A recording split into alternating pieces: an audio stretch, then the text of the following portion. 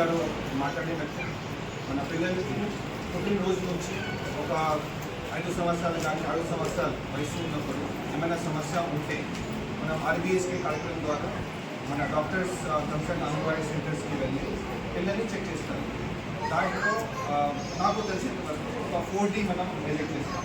4 దాంట్లో డెఫిషియన్సీ ఉంటుంది, ఇంకా మిగతా 3 డెఫిషియన్సీ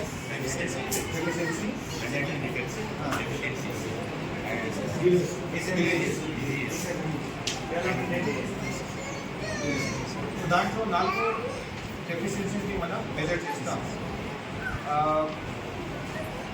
మొత్తం ఈ డెఫిషియన్సీ మెజర్ చేస్తే ఒక 30 కేటగిరీలో పిల్లల్ని డివైడ్ కూడా చేయడం జరుగుతుంది.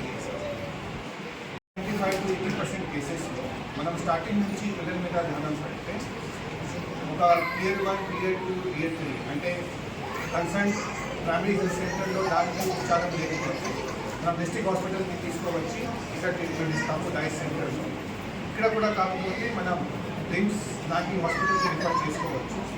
రిమ్స్లో కూడా ఒకవేళ దానికి ట్రీట్మెంట్ లేకపోతే మనం హైదరాబాద్కి కూడా రిఫర్ చేస్తాం. అంటే ఉద్దేశం అనేది పిల్లలకి ఏ సమస్య